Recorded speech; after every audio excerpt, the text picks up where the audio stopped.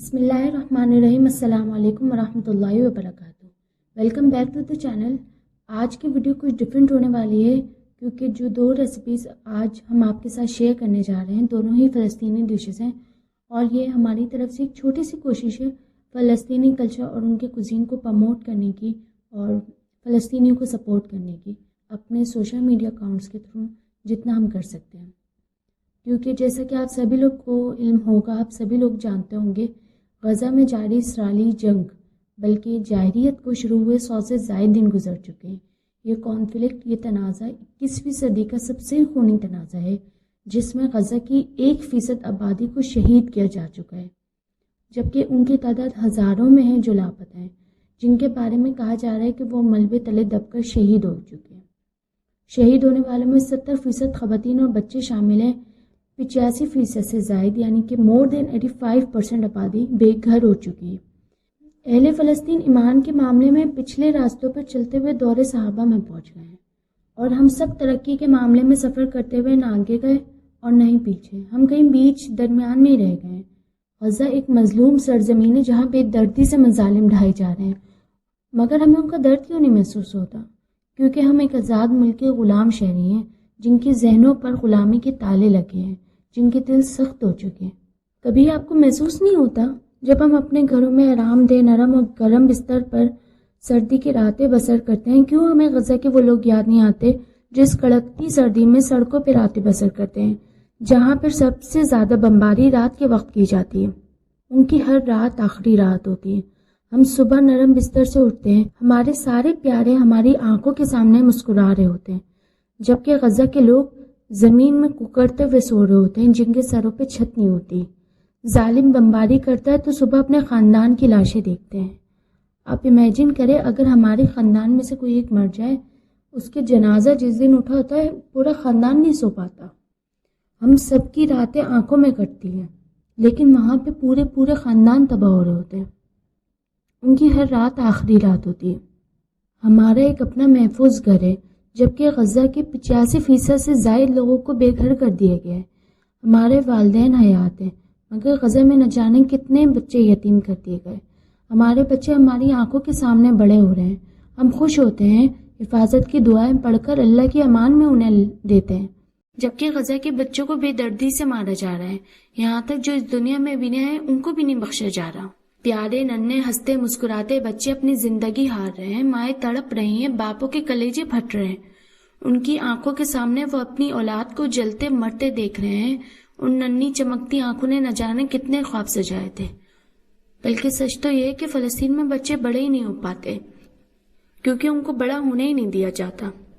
پھر بھی ان بچوں کا ایمان ہمارے کمزور ایمان پہ بھاری ہے۔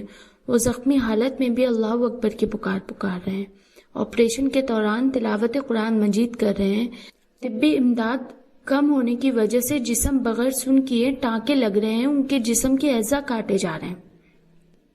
کیا ہم اپنے بچوں کو اس حال میں دیکھ سکتے ہیں؟ نہیں، کوئی بھی نہیں۔ اگر کوئی ایسا کہہ بھی دے ہمارے بچوں کے بارے میں تو ہم گریبان پکڑ لیتے ہیں، ہمارے کلیجے منہ کو آ جاتے ہیں۔ بس ہمارا دل چاہتا ہے کہ جس نے ایسا کہا بھی ہے ہم اس کو زندہ زمین میں دفن کر دیں۔ اس نے ایسا سوچا بھی کیسے ہمارے بچوں کے بارے میں؟ تو کیا غزہ میں موجود بچے ہمارے نہیں ہیں؟ کیا وہ ہمارے بہن بھائی نہیں ہیں؟ ان کا اور ہمارا درد الگ ہے۔ امت مسلمہ کو تو ایک جسم سے تشبیہ دی گئی تھی، پھر کیوں آج ہمارے جسم میں درد نہیں ہو رہا؟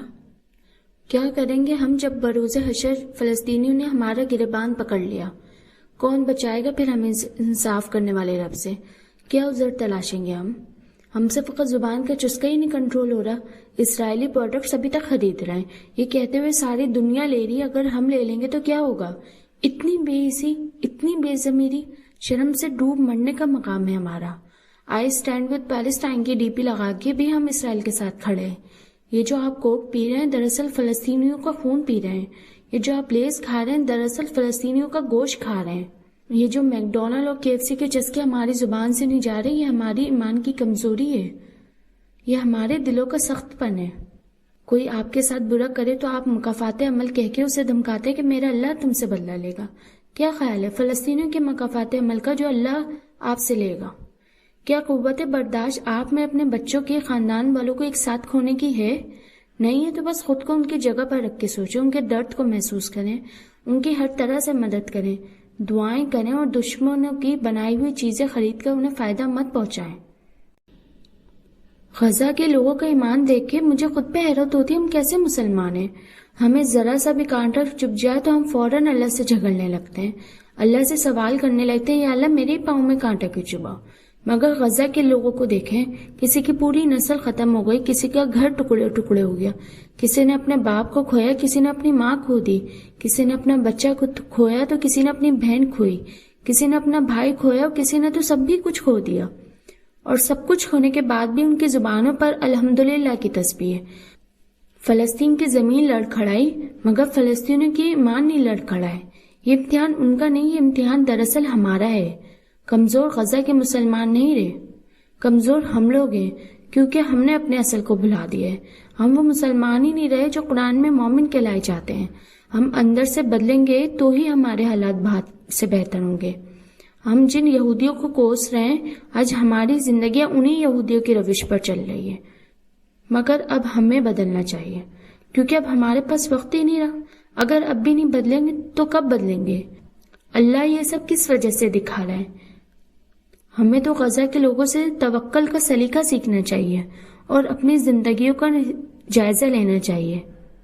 باتیں زیادہ ہیں اور وقت کم ہے، انشاءاللہ ہم پوری کوشش کریں گے کہ اس ویڈیو کا نیکسٹ پارٹ بھی آئے۔ تو آج کی ویڈیو کے لیے اتنا ہی، ملتے ہیں نیکسٹ ویڈیو میں۔ ٹل دین اللہ حافظ۔